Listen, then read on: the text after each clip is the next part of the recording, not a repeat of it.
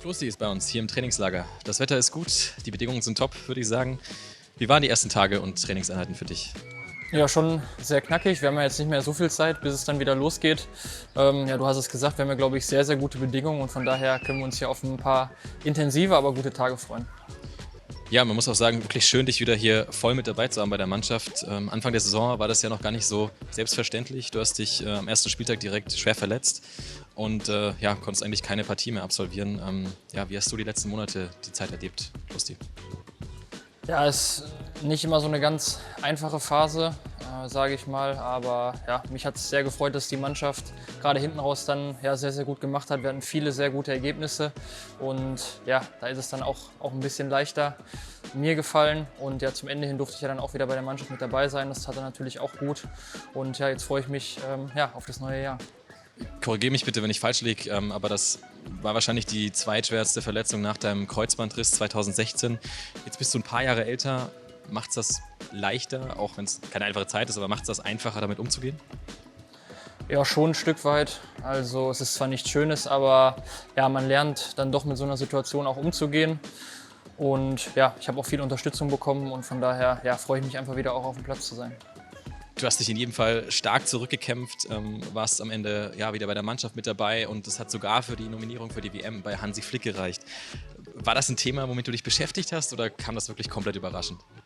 Ja, fest eingeplant wäre jetzt, glaube ich, ein bisschen übertrieben, aber es war natürlich schon ein Ziel, auf das ich hingearbeitet habe, auf jeden Fall. Und ja, ich glaube, es tat auch gut in der Phase, da schon auch ja, ein konkretes Ziel zu haben. Natürlich neben dem Ziel auch ja, der Mannschaft wieder helfen zu können, helfen zu wollen auf dem Platz. Und ja, das hat mich mit Sicherheit auch angetrieben in der Zeit.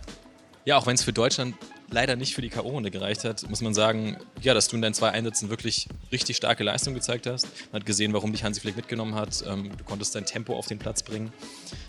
Hat das gut getan, einfach schon wieder ein paar Pflichtspiele zu absolvieren? Und wenn ja, bei wie viel Prozent bist du aktuell? Ja, ich fühle mich sehr gut. Jetzt geht es natürlich hier in den Tagen gerade auch darum, ja, wieder richtige Matchfitness zu bekommen, jetzt nach den freien Wochen. Und ja, wie gesagt, ich fühle mich sehr, sehr gut und ja, ich freue mich auf die Rückrunde.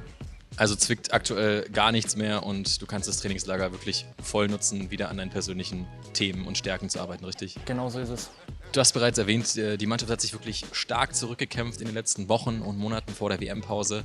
Worauf liegt jetzt der Fokus in den nächsten Wochen, wenn es wieder losgeht? Vielleicht jetzt auch noch im Trainingslager. Und wenn du dir was ganz persönlich wünschen würdest, was möchtest du in den nächsten Monaten auf dem Platz gerne erleben? Ja, erstmal glaube ich, ja, geht es darum, dass ja, wir eigentlich mehr oder weniger so weitermachen. Ich glaube, dass sehr, sehr viel ja, sehr gut gelaufen ist, dass wir sehr, sehr viel sehr richtig gemacht haben.